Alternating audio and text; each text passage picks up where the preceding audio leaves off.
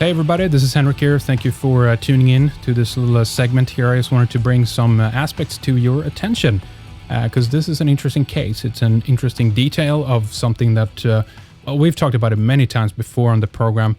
Has to do with matter of choice pretty much, and our philosophy here at Red Eyes, why we do what we do and how we do it, and also the reasoning why we consider this to be a better approach as to the one suggested in one of these articles that we're going to take a look at here. This article was written by a guy called Andrew Johnson. He's actually been a previous guest on the program.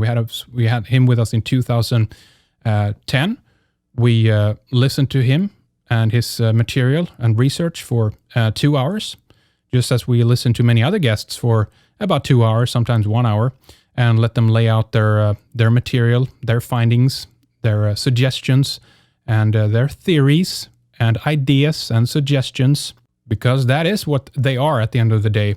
No matter what you happen to believe individually, whatever perspective you come from, whatever belief you might have, or whatever, however certain you might be that you have the truth and nothing but the truth.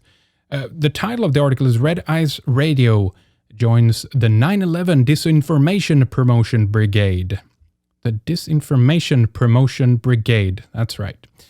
So we wanted to break this down for you a little bit so we can once again, as we've done in so many other programs, actually detail the basic idea about what Red Eyes is and why we do it the way we do it. But it's worth to bring up again as these examples come in, as there are people who just they fail to realize both the value in the approach that we have, but also in the fact that you can actually deduce and come to conclusions by talking with people that you necessarily do not agree with.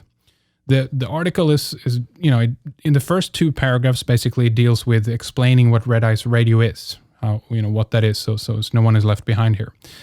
And then we move on. The main crux here, just to give you an overview first of what we're talking about, is that we here at Red Eyes Radio have the audacity to offer you as the audience different viewpoints on the same story.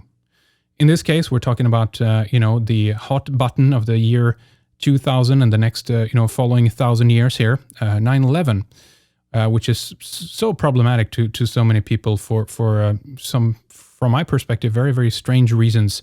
And I don't still understand why people just can't decide to share their information that they have, agree that there are differences within the research, and that the perception is, no matter how much you try, there are always going to be people who think differently than you do. It's just the way it is. But okay, let's move on a little bit in the article here. Further down it says like this. She, which you would in this case, went to some trouble to provide Henrik with an electronic copy of her book, Where Did the Towers Go?, to enable Henrik to study this before the first interview, which took place before the first batch of printed copies became available. We appreciate everyone who takes the time to send us material so that we can understand the topic better. This is basically what every guest we have on does. Not always, but for most times, if they're clever, they of course want to send us some of the material. And this paragraph is where it begins to become a little bit confusing, because I don't understand what some trouble to provide Henrik with an electronic copy of her book means. Does this mean that just because there was some difficulty to send an electronic version, I should somehow now favoritize the material in the book? Or what does this mean? And what does it has to do with anything that is being addressed in this article? I love Judy Wood's work. I have no issues with Judy Wood whatsoever. We've been very happy to talk about her work on the program and help to spread it to other people and ask them to get a copy of the book and do the research for themselves. I just want to make that clear here before we get deeper into this, and this has nothing to do about it. But the way that Andrew presents this is almost like that there should be some pity points or something here for the fact that it was difficult to send off the book. I just don't understand what that has to do with anything. But whatever, let's move on. There's a lot of things that doesn't make sense in this article either. So let's keep going here. We receive books and copies, as I said, and material for almost every interview that we do, so that we can study them before the program, to be well prepared, to ask pertinent questions, etc. Anyway, it continues to say, Henrik was also sent a hard copy before the 10-year anniversary, which was when the second interview was done. Almost everyone who reads this book will understand what happened to World Trade Center on 9/11. It is, and here it is not a theory nor a hypothesis. It is not a quote-unquote idea, and it is not speculation.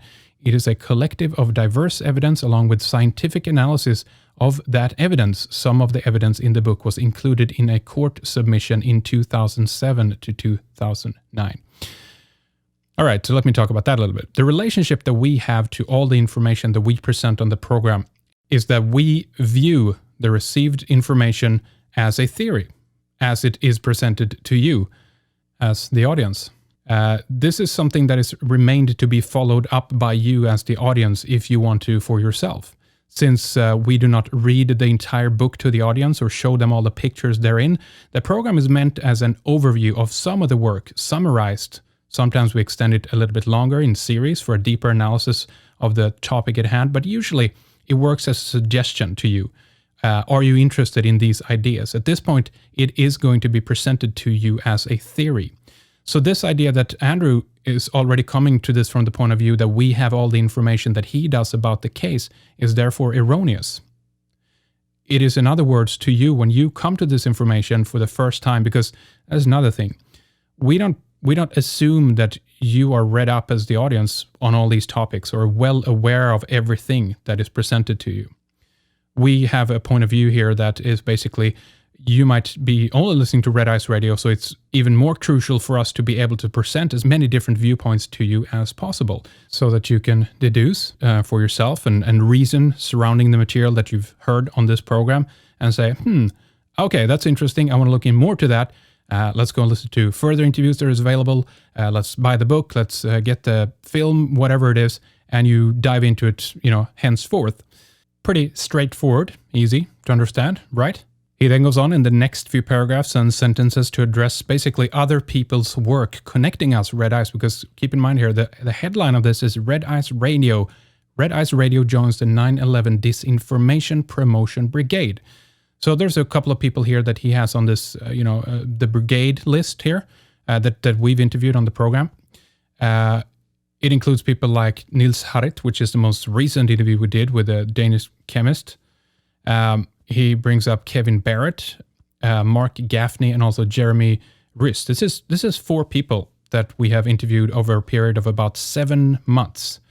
We have done, I went into the archive and counted this as well for your preference here. We've done almost 100 other programs during that time. What's interesting to me here that Andrew cherry picks 4 out of these 104 programs, because we've done 100 more around this time, to basically discredit Red Ice Radio and the entire effort that lies behind it as being disinformation. I think that's very unfortunate that he decides to do it this way, especially considering, I need to re-emphasize this again, that we've had Andrew Johnson on the program. He's been on here, presented his material to us. We've provided him with a platform. We listen to him just as we listen to anyone else for the same amount of time. We've had Judy Wood with us 2 different occasions.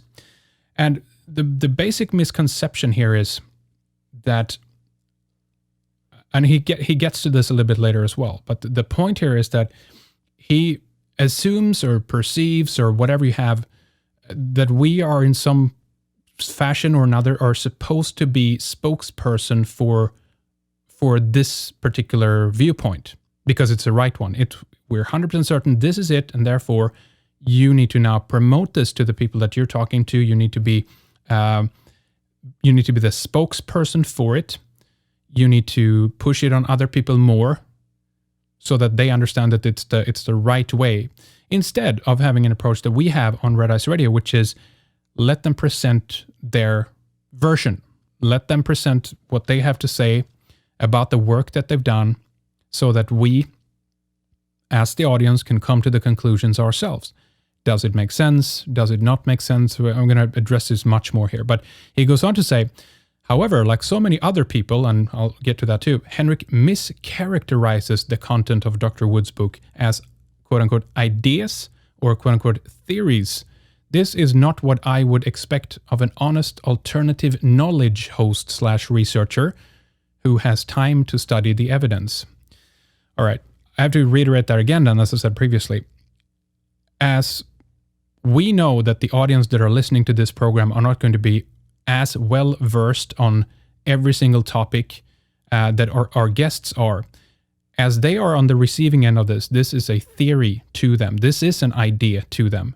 Until they can adopt it and incorporate it into their bigger picture, their worldview, if you will, it will remain an idea and a theory. This is why I address it in such a way. And it's also important that we do not get in the way of that process and trying to impose that. Of course, you're going to have personal opinions mixed up in this, but you're trying to step away from it as much as possible to give an unbiased view. Let them just present it without me just being in there all the time and giving my own details about it. That's not what this program is. You hear there are other programs, that's fine, that's their thing. We don't do that here on Red Eyes. We have a different approach, and we should not be called disinformation agents because of that. And it has nothing whatsoever to do with the fact that I'm being dishonest, because he said, this is not what I would expect of an honest alternative knowledge host researcher who has time to study the evidence. It doesn't matter what I think in this equation or what personal preference I have when it comes to the work that we present. Our job as the media is to give you, the audience, the varied perspective so that you can choose for this for yourself. What to believe, how to adopt the information, how does it make sense. The reason why you most certainly would want to talk with someone that you don't agree with, let's say, would be because you want to try to understand how have they come to these conclusions? Why do they think the way they have? What is the background to the evidence or the science or the thoughts or the ideas and theories that has, enabled them to come to this conclusion? Are they really disinformation? Okay, well, let's hear them out and see what we think about it. We can't make up our mind before we've actually heard what they say. We can't assume that everyone else listening knows what we might know. We could bring it up during the program. And that's why also at the end of the hour that we did, or the second hour with Niels Harrit, I did bring up Judy Wood's work to be able to see what the response is. Again, keep in mind that nor I or our entire audience have followed this 9/11 story that's been unraveling for 10 plus years now, and all the incessant infighting and bickering and borderline violence and everything else that has to do with this. And this is interesting too, because you really feel this on as being in a position where you have the audacity as a media, as an alternative media, to actually give platforms to both of these people. So now we, here at Red Eyes, we're stuck between these different fighting factions, of course, because we have the audacity to talk with both of them, to provide them with a platform so that they can enable an audience to receive their work. That's really bad stuff, right? But I want to bring it back to this idea again that Andrew seems to think that I should be a spokesperson for Judy Wood's ideas, that it's my task to represent them to other people that come on the program when we're here to talk about their work. Not Judy's work, but their work. If you bring it up, it's of course wrong. If you don't bring it up, that's even more wrong. But in this case, it's almost like now it's the way you bring it up that is wrong. And therefore, you have now joined, let's go back to the headline again, the Disinformation Promotion Brigade. That's right. The article continues to say, Dr. Wood and myself told Henrik the essentials of this over 3 years ago.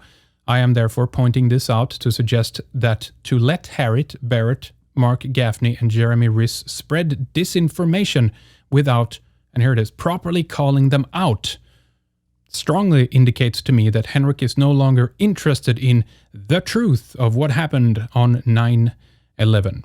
So let me go back up a little bit in the sentence there. He says properly calling them out, because see, this should be done on his conditions, on Andrew Johnson's conditions. As I'm reading this, I'm getting the perception that we should henceforth actually bypass our media methodology, the way we have chosen to do our programs, our inquisitive inquiries and everything else should be passed through Andrew Johnson to get his stamp of approval before we are allowed to talk about it in any other capacity or way. He also says then, Henrik is no longer interested in the truth of what happened on 9/11. So this is the biggest misconceptions of all. This is the very reason why we are investigating as many different angles within the alternative in terms of what actually happened on 9/11. We are interested in the truth. That is the very reason why we want to highlight this from many different areas. We don't want to get a pre-composed, pre-digested version of it. Just because you have come to these conclusions, Andrew, doesn't mean that everyone else has. To censor, to remove people from the debate, that is not going to happen. To not allow them in the same capacity as we allowed you to talk about this, that is also not something that we do. You have no idea what the intentions are or why we are doing it the way we are doing it. You have no understanding whatsoever, and you couldn't hold on your pants to find out that could it be that we actually are interested in trying to start a little bit of a debate between these different areas and these different groups to provide the people that we interview on the program with a comfortable platform where they feel comfortable enough to present the different versions without being attacked, just as Judy Wood twice, and just as many other people on this program get to come on and talk about it. Again, the suggestion here is we're not doing it right. It's not comfortable for Andrew to hear the other side of the story, and that we're allowing them to have a voice here on this program because we ought to know better. So this is the main difference here. I go back to it again. I've said it before. The philosophy that we have is that we believe in you, the audience, in your capacity to decide for yourself. As I'm reading this article by Andrew, it suggests that he is not comfortable with you having the capability of having these opposing ideas at the same time on one program so that you can decide for yourself. Yes, it was a while ago since we talked about Andrew, but again, does he understand what intentions we have, or that we wanted to follow up on this or talk further about this? I realize now that this is, of course, a fantasy that never is going to happen. These groups are not interested in talking with each other. They haven't been. It's a complete... in this regard, that is a complete misconception from my point of view, that I actually thought that, wait a minute, we can try to bring them on and do a roundtable, talk about 9/11 and the different perspectives and the different work that has been done. And there will be heated debate, and everyone will be red in the face, and anger will, come out the ears. And, at this point, that's it. They're not going to do it. That's it. You heard the way that Niels completely just shut down the way when I mentioned Judy Wood's work. The whole interview just fell apart right there, and that was it. It was nothing more, If an argument is strong, it will be able to take criticism. If a argument is sound, it will stand up to scrutiny. It doesn't need to be defended by somebody. It fears no objection or counter argument to it, because it will stand on its own, because it is the truth. So what is so dangerous with us having some of these people on and talking about their point of view on this, talking about their research and their work? Why is this so dangerous? Even if this is intentional disinformation, how are we to come to that conclusion without listening to them? Why is it so difficult to understand that people can come to this conclusion by themselves? It is fine. It will work out. Give people time. Have some patience. If it is the truth, I personally believe that it will stand at the end of the day, and it doesn't matter how much shit you fling on it. But back on point. Equally, why is it so dangerous for this other camp that have refused to talk with Judy Wood and Andrew Johnson for such a long time? The point I'm getting at is there is an equal way that they treat both each other, but also now in this case me as the media, the intermediary between you, the audience, and these people who we've provided generously a platform for to be able to speak about their work, getting out there to people as much as possible.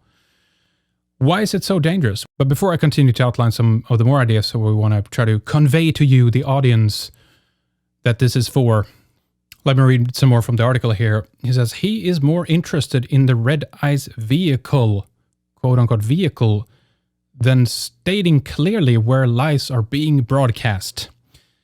Well, you don't know me, Andrew. We met once in Bath. We've talked for 2 hours on one of our programs, and then that's it.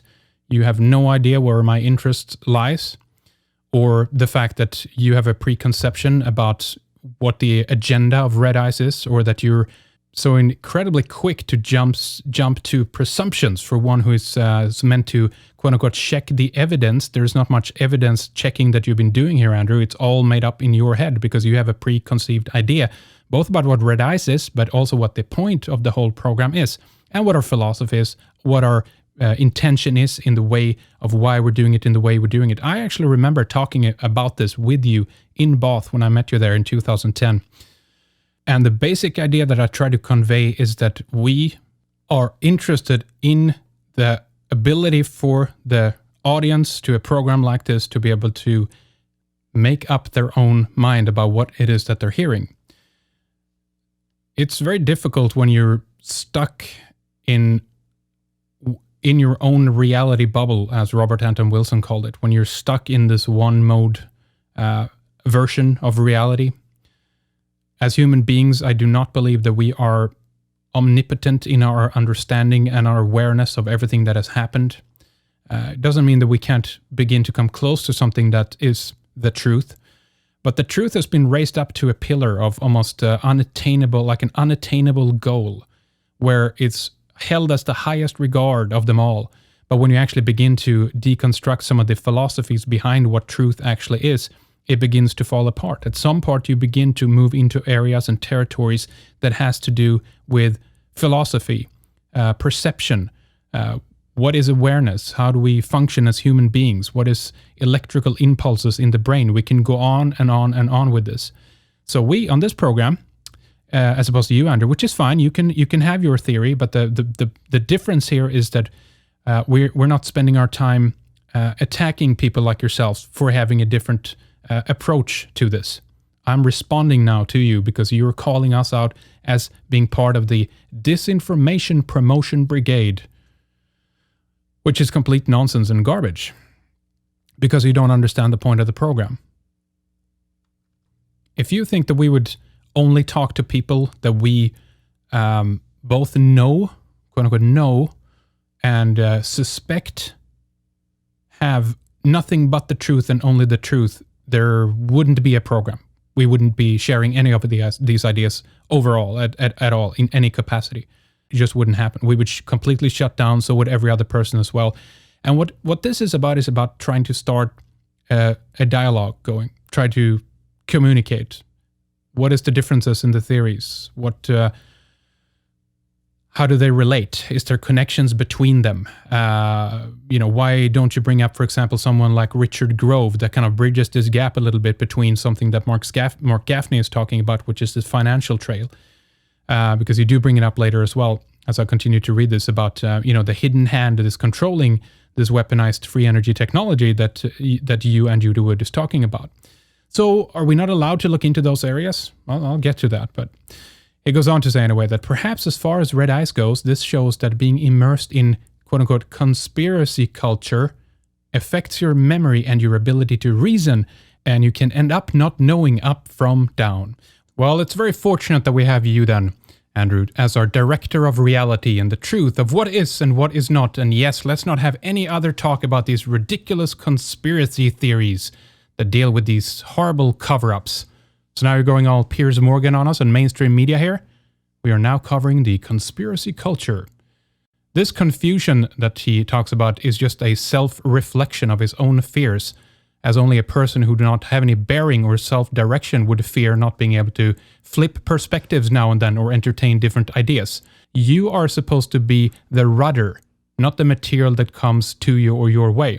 But I guess if you're immersed in much of this left-brain scientific-ism only, and what is restricted to the limited human senses, then sure, all of this must seem very confusing to you. What is the big problem? Really? What is this really about, Andrew? Why is it so difficult for you to understand that other people will simply have a difference of opinion to you? No matter if they had all the evidence that was presented to them exactly as you understand it, there are still people on this planet that would have a difference of opinion. I'm not saying that I have that. It's not, again, this is not what this is about. What you're suggesting is basically that there's no point in talking with any other of these people because you already have all the answers for us. So we'll just, as I said before, we'll just get your approval next time then before we actually to interview a guest standard. We'll pass it by through you. You're going to say, after all, if Henrik is letting these folks on for 2 hours to express opinions, why doesn't he invite someone like George Monbiot on to talk about how Al-Qaeda did 9/11 and how CO2 is a global threat? After all, it's folks just expressing an opinion. So what's wrong with that? Well, let me explain that to you if you don't understand this already, my dear Andrew. George Monbiot has the whole freaking The Guardian newspaper at his disposal, where he's free to write what he wants about what he, whatever he thinks. What we're dealing with here is that we are an alternative, quote unquote, alternative news station or channel. We are interested in highlighting things that are not accepted in the mainstream, things that are on the fringe, if you will. What would be the point in us detailing something that's already being hammered on all the major stations out there anyway? What's the point of that? We're trying to counteract and counterweigh a little bit. And also there will be differences within this field and differences of opinion within that. I think this is basically, again, about a very difficult subject that has to do with tolerating other people's opinions. Ultimately, when I read Andrew's material, it's like he suggests that other people should not be allowed to express their opinions because they are, in his view, wrong. So that's it. There's a reason why we don't do programs about, the creation of chocolate bunnies or, whatever, what have you, sports scores, reading that to you. We have a field of inquiry that we're interested in. We are probably one of the most broad programs actually out there. We cover everything from head to toe. We're trying to cover that from the different perspectives as well on top of it. We haven't covered everything. We haven't done it all yet. There's no patience here whatsoever. This is a 7-month period that we've highlighted a little bit of the other issue because with the previous years, we've done shows with you and Judy and some of the other people as well that looks to this from the other side. I mean, I know it's not diverse of just two different sides, but almost that's what it's looking at. There are people in between there as well. But it's a fatal mistake to do this and to do it the way you do it. To accuse before you inquire, to judge before you ask. Why? Why do you do this? What's the reason for it? If this is the way that you're treating other people, I'm understanding why some of the people like Niels completely shut down. Maybe you're doing a disservice to Judy Wood and her work by going after people in the same manner as you're now going after me and Red Eyes and accusing us of being disinformation. If that's how you're dealing with this, it's no freaking surprise that people out there are turning against it. Are you really doing a favor? I wish everyone out there really thinks about this. Really think about this. How is it helping to have someone go after people of a divergent idea? I don't know if this is how you treated Niels or some of the other people. You might have been in a debate with them before. I don't know that. I don't have the time to look into every fucking detail that you and all these other people are involved in all the time. We have our own program. We have our own mission. We're doing it in our way. Respect that or step off. But ultimately, if this is how you're treating other people, the way you're treating me, of accusing them before you ask them a question, then how is that helping exactly? How is that helping to spread Judy's work, which I believe is very important? I believe it's one of the most interesting suggestions and theories and ideas, because that is what it is to me at this stage. Because I'm not certain that I don't have all the answers like you claim to do. And good for you. You can go out there and toot this religiously then. But that's not my job. Specifically not as being part of the media, where I cover a lot of different subjects matters. I cover a lot of different areas. We are trying to keep an open mind, and I'd rather follow a person who says that they're looking for the truth than those who claim they've found it and then religiously are trying to fucking tutor it down everyone else's throat. And violently and uncourteously at that. If you think and expect that I am to take up Judy Wood's work, her book, and use it like a blunt instrument and beat it over the head of someone like Niels Harrit while he's on our program talking about his work, well, then you don't understand anything at all about all of this. It's understandable that those people would be turned off, would it not? It's obvious that this has been ongoing in this particular field now of 9/11 for the last 10 years. It's a circus, it's a sideshow with more internal fights, I think, than any other subject. So let's just do more of the same, and that will make it all better. If we have an interest, if Red Eyes Radio has an interest to start a dialogue and try in our own way to introduce different people's work to other people's work in an effort to get a dialogue going, do you really think that the best approach towards diplomacy that it's taking at this stage to get somewhere in this field, do you really think that the best way is just simply to point out all the time how wrong they are or that they're lying or everything else? No. You give them a chance to present their ideas. You hear them out. You try to figure out where there's common ground. so that you can see similarities rather than focusing solely on the differences or why they're wrong. Again, this is why we chose to bring up Judy Works material at the time that we did in the program with Niels, because the timing was right. In our view, it was right. It was a good time to do it, because they've given ample opportunity to speak about it. They feel comfortable and in a place perhaps where they would tend to listen a little bit more to you and be a little bit more receptive. So this is just how we choose to do it, to start a dialogue, to get sharing of information going. Do you understand that? You might not have an interest in talking with people, Andrew, and that's fine. But we do. You can disagree with that. That's fine. I don't care about that. But it's obvious that it seems like a lot of these relationships just end in anger and antagonism all the time. You don't have to be friends with everybody, but why is it that you still can't have a respectful relationship with the people that you disagree with?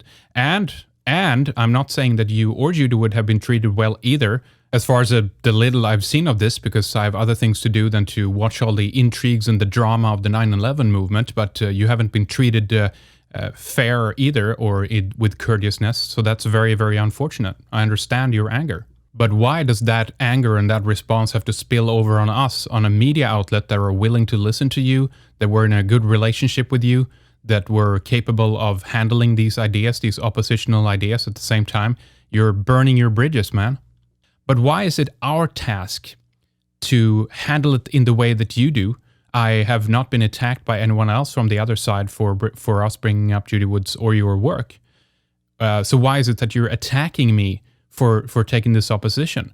Because it is an attack. You're trying to take the name Red Ice Radio and point it, put it in bad light. You're trying to discredit it, simply based on not on facts, but thoughts that you have. This is not the truth, Andrew, because you don't know the truth, because you don't know me, and you don't understand Red Ice Radio. So you're making this up all in your mind because you don't understand our approach or our strategy or our philosophy. And now you're attacking it using the name Disinformation in the headline, and you're wrong. Maybe is there something to the fact that people are turned off to Judy's work because they're used to being treated the way they are by people like you? I don't know. Just asking a question. I want everyone else there to think about that and to ask themselves, if this is a good strategy and technique to have. Let's look at this from another point of view. When you're media like we are, a radio program, you have the ability to speak to many different people, the audience in this case, and they have already maybe a preset of beliefs. There might be newcomers, they don't have anything at all. But if let's say that they're fans, they're already into Niels Harrit works, for example. They think it's great that he's on another radio show. They can listen to the interview and everything else. They might be in a position where they don't even know about all this other work. Why, again, is it do you think that we brought up Judy Wood's work at the end of the second hour, right there what we did when we laid a lot of this information out that he has to present? And it's that point where there is question marks surrounding how it was done, etc. that was talked about. And this is when we introduce the idea, we plant a seed. What if this is a possibility? Instead of beating it over the head like this is the dogma, this is it. How is that going to solve anything? How is that going to make anyone open up their eyes and understand? It's not very smart from the point of view of strategy if you're interested in actually conveying these ideas to a broader audience. Well, you ease into it. You try to realize that the people are tuning in might be big fans of Niels' work. So why should I, out of the gates, my job is to put him down right away. Put him in his place because show him how wrong he is. Is that the approach, really? Very smart. Why not at the right time, at the right place, in an interview like that, drop the seed that what if there's something else to it? And if they listen to it through Red Ice, they can see that we have related shows about this topic. They see that Judy Wood's show that we did, there are 2 shows with her, and your show is linked up as related shows. People can search on our website, they can go Google it, they can do whatever they want if they're interested in that theory. Because again, that is what it's going to be to those people who are tuning in at that time. It is going to be a theory because they don't have all the facts like you do, Andrew. So again, you have no concept, no clue, no idea whatsoever why we handle it in the way we do. We have a radio show. We do this 3 times per week. We've been doing this since 2006, almost 7 years now. And not that that's a merit in itself, but I'm just saying, have you juggled some of these thoughts yourself and the differences when you talk with different people, and that there seemed to be a lack of understanding. That's why I'm conveying this to our audience or listening to this, of trying to give them a little bit of an insight into how it works behind the scenes, specifically also when you have an approach where you consciously are trying to intermingle opposing thoughts and ideas, that there actually is a thought behind it. And it's not disinformation, or even wittingly or unwittingly. This is how we do it because we consider this to be the best approach. You have a different idea. That is fine. That is not what we do. Contradictory ideas is the very method that you sharpen your ability to be able to deduce or come to a conclusion, to truth. It's by the very point of having contradictory statements on a program like this that we are aiding the people who are listening to it. If we were to pre-censor because we consider it not to be the truth or whatever, how would that aid any of our listeners at the end of the day? If we are just like a freaking mama bird pre-digesting all the shit for them, they will never grow up and learn to be able to do this on their own. Don't you understand the value in looking at the opposition? As especially think that someone would be even more interested in hearing some of these people that we've interviewed. I certainly am. I find it fascinating. I find it has nothing to do with disinformation at all. It's about honestly looking at what's being presented to try to realize if it's the truth, if they've come to their conclusions based on real factual information. Is there something wrong? Try to pick it apart, see where the holes is in the story. This is called investigative journalism. This is what happens. This is what you do. We've done interviews with Satanists on the program, but we're not pro-Satanist. And I don't care if people are, but the fact is that why would you not want to try to understand that ideology or that theory, if it's, and specifically if it's an opposing one, if you are in opposition to that theory, you would want to study it, you would want to learn from it. But I guess, you're beyond that point now. You already know all these answers. You have everything is figured out, you know the truth, that's it. Shut down, everything's ready to go. Now the only problem is that everyone else doesn't believe it or follow it in the same way. And that's where your focus and your work lies, to convince everyone else that this is the truth and nothing but the truth. But we have a different approach, Andrew. We do it in a different way. But let's get back a little bit on track here. A couple of more points I want to try to bring up. You don't turn your back on those very people who have given you a platform to speak on just because you don't happen to agree with some of the people that consequently has come onto the program to present their version of the story. Why are you so childish about this? Huh? You have the very same determination about 9/11 as the official people does. There are so many groups fighting here. Just the same way as the other camp with Niels and some of these people are fighting to preserve their point of view and to not look at anything else because it's not the truth, and they're rigid and hardened. They have no ability to look at anything else. You're exactly the same way. You're not different. You're another truth fascist that comes along to tell everyone else how they're wrong, and then you're right there pointing fingers, throwing stones, and ready to call them names, and not even honestly doing the work of asking a simple question. Are you curious to know why we're doing this? Are you curious to understand why we consider it to be the right approach to have a multitude of angles to the story? You're going to say, we know what happened to the World Trade Center on 9/11, and that knowledge is crucial in looking at the future and understanding the current state of the world. Weaponized free energy technology held by a hidden group was used to destroy the World Trade Center, and this should be disclosed to everyone. There's no issue that is not affected by this knowledge. So again, I'm back to that point. Talking with someone like Mark Gaffney, Richard Grove about the financial trail that might actually give some clues to this hidden group, that's all wrong. If they individually do not agree with the conclusions of your or Judy's work, how does that immediately disqualify something else that they're talking about? Why is it we can't look at one aspect of their work and use that information and say, that's interesting. Maybe there's something to that. Bring it into the picture. You're throwing out the baby with the bathwater. You're discrediting everybody for this reason. This polarization and this fight is not going to get you anywhere, or anyone else for that matter. And I don't care if anybody does this. You're free to do what the hell you want. But the fact is, when you're charging us with being disinformation agents on top of it, And again, as I said before, pointing fingers right away, you're making a big mistake. You're very talented at burning your ships and destroying your bridges. Because, yeah, we're really interested right now, Andrew, to having you back on the program to talk about this. After you calling me basically an idiot for spreading disinformation and for not understanding the crucial issue that it's disinformation, that I'm only interested in Red Eyes as the vehicle, and I want to spread lies and everything else. Pathetic. Continue to say, to effectively disclose this information, I feel compelled to make sure everyone realizes how the cover-up of the information providing point is done. I hope to show how people are easily persuaded that evidence is opinion and that conclusive analysis is quote-unquote speculation. People like Harriet and Henrik Palmgren have wittingly or unwittingly helped to confuse speculation with proof, and they have also allowed the presentation of speculation as if it is proof. You obviously haven't listened to the program. You don't understand the philosophy or anything like that. We have never, ever stated anywhere that this is 100% truth, what's being presented on our program. We've always asked our audience to take everything, that includes your work and Judy's too, with a grain of salt, until they can determine on their own if this is the truth to them.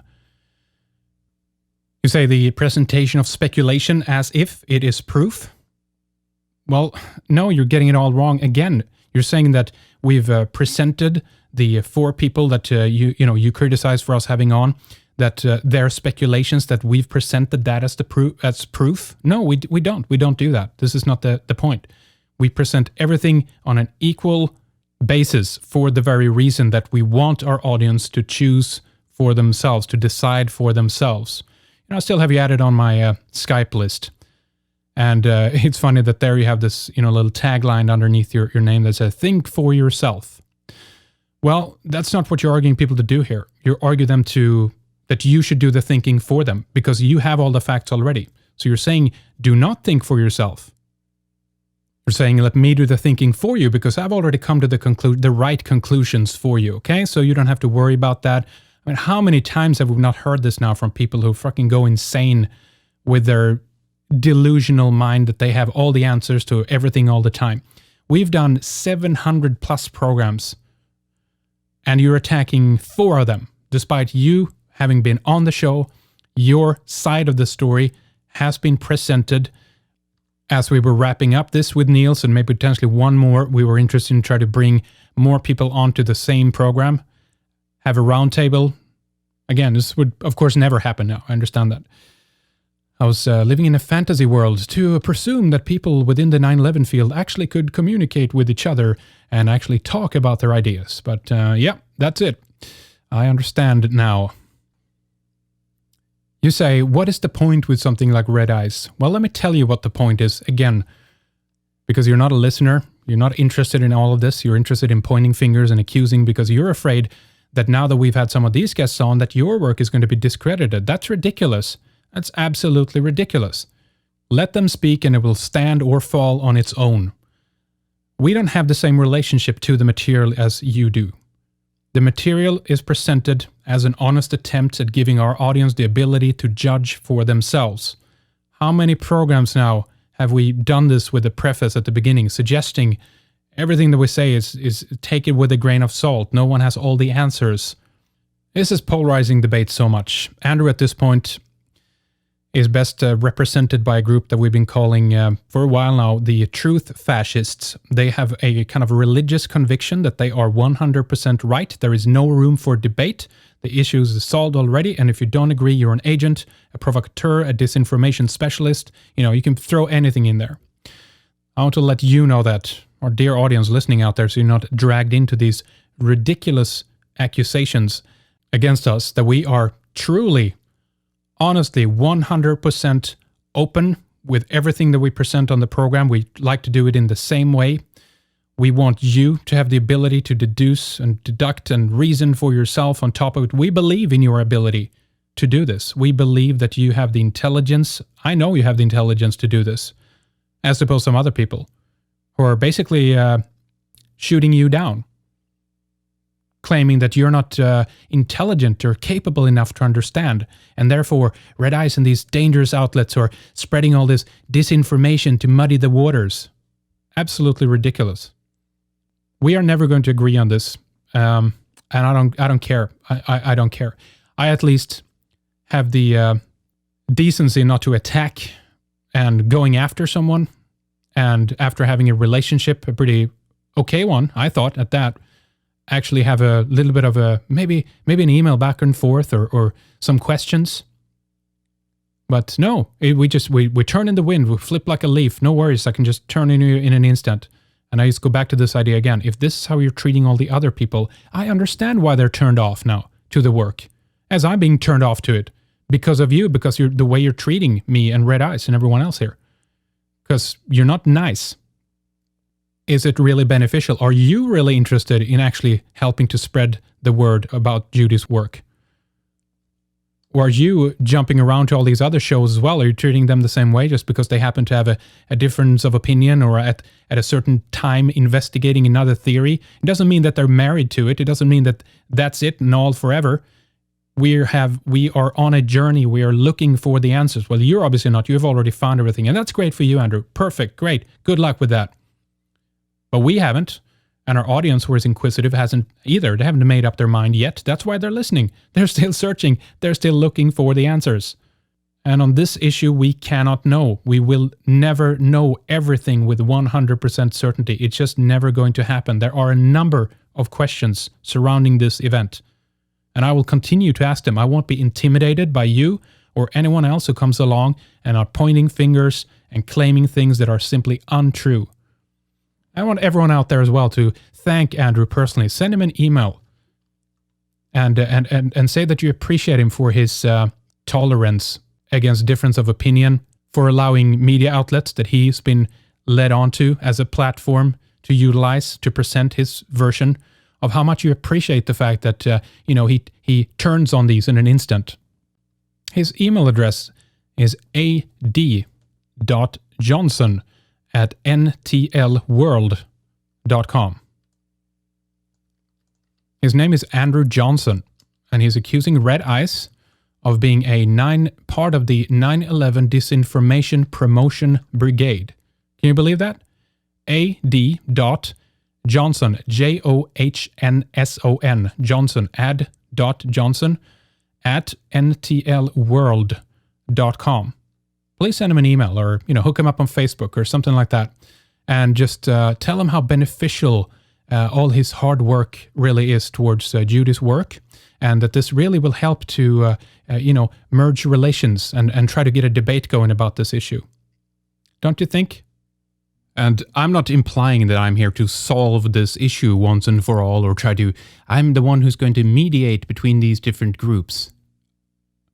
But at least we could be hopeful enough that we could actually at some point maybe had a discussion.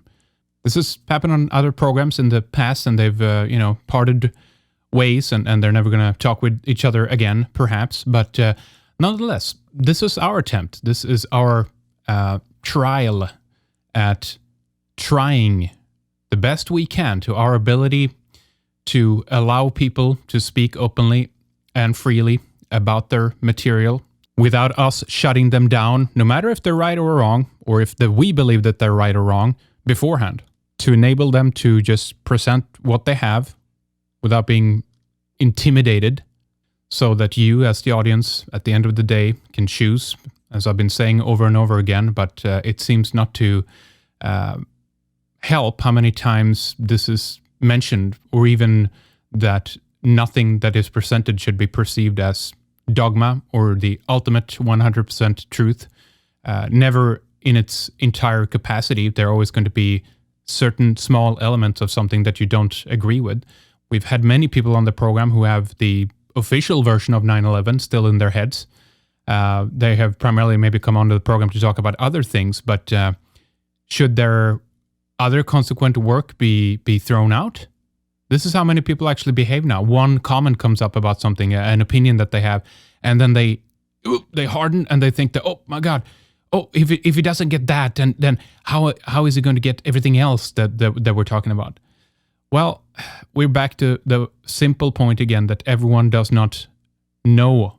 Everyone does not have all the material that you have personally. It could be anyone out there listening. You have a personal viewpoint of the world. The data and information that you have come across will be in a unique combination. I don't believe, as I've said before, that human beings are omnipotent, that we will be able to know everything about every single event that has happened in the world. I just don't think that's going to happen. I don't think we have that capability from this point of view. Our experience as human beings are limited. What we know will be limited. Our attempt will still be to try to find out as much as possible, to come as close as we can to the truth. But if there's any misconception, it is that it's going to help to point fingers at other people for having a divergent mind and opinion, for going down a different reality tunnel. The only thing we can do at the end of the day is to share our perspective, to talk with one another, to talk with each other and explain why we believe something, if there is an interest there to at all think about these things or have a perception about these things. Because many people are simply shut off. They're closed off. They don't want to know. It's over for them. Anyway, my dear folks, I hope you keep an open mind and use your rationality, coupled with some common sense and some decency and respect for the people that you do disagree with, without claiming that they are disinformation, without understanding their intentions or where they're coming from or how they've come to these conclusions. Andrew is not the first, and he won't be the last of these people who are misinformed about Red Ice Radio, our intentions, what we are doing, and why we are doing our program the way we're doing it. We will always show respect for other people's opinions, no matter if we agree or not. We will always try to provide a platform for the people that are addressing the topics that we are interested in at this time, despite Andrew's attempt to claim that we have a kind of anything goes attitude. Well, he doesn't understand that there is a reason to the method, and despite that it doesn't look cohesive to you, doesn't mean that it isn't to other people. We hear from so many people every day that appreciate what we do, this program, and the way we do it. And we will continue to do that. We will continue to ask questions about all the things that we don't understand in an attempt to broaden our viewpoint, our horizon, and increase our understanding. We won't be intimidated by these stupid claims. Red Eyes Radio has so many more topics to talk about, to address, people to talk with, interview, share ideas and material with you. There are so many more topics, aspects, and angles to consider. I personally believe that things do not begin and end with 9/11, but a lot of things are hinged on it. At this current time is one of the bigger topics that we are interested in finding out the truth about. Free energy is connected to it, the geopolitical chess game, the advancing police state. But remember that at the end of the day, this is about you and no one else. This is your life and your path. And I think we're being taken off this path and distracted in our own development. We should know as much as we can about something like 9/11, but should we obsess about it? This is, after all, what some elite scumbags did over 10 years ago. And if their intentions was to spread war and conflict onto the face of the globe as a result, well, then they certainly have done a very fine job, even down to this very level, to have people bicker and fight and war with each other over the crumbs that they have thrown our way. So maybe we should have a different approach to this. Maybe we should try to discuss it from a different angle and with different intentions. And an open, honest investigation does not disqualify anybody for having come to different conclusions about it. We at Red Eyes don't believe that anyway. And if you're given time and consideration to do the exploration yourself, I believe that you will come to the right conclusions about it eventually. And if you're not on this page, then this program is not for you. You can go elsewhere, click away, listen to something else. It's very easy. But there's so many unsolved mysteries about our past, about our prehistory as human beings. We are born into this world with a haziness and a cloud of uncertainty around us.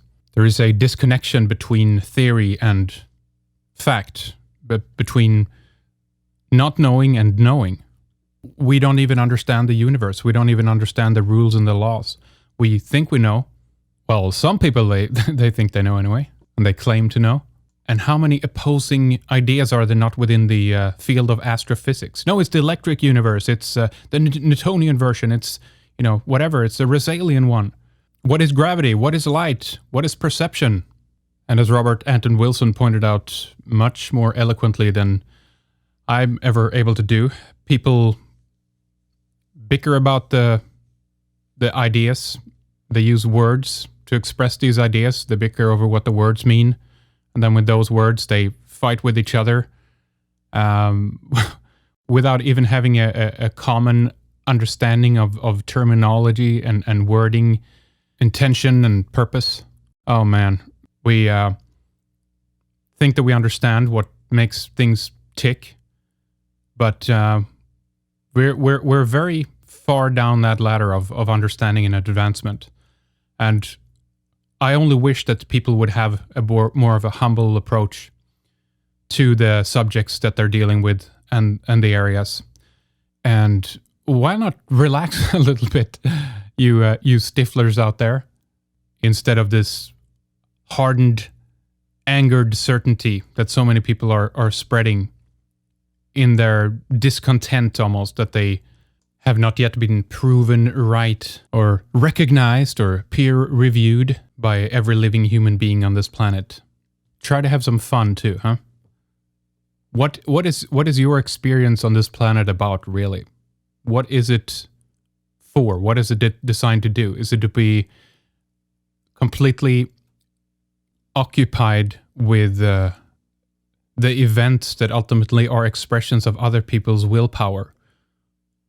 We are completely in other people's hands if this is the only relationship that we have to our surrounding world, without self-observation, if we're not self-directed and have a self-interest and some inner reflection on top of it.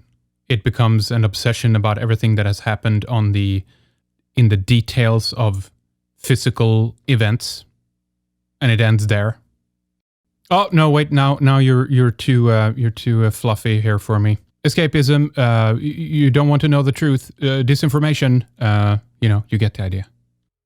But we're going to go there. We're going to continue to ask questions.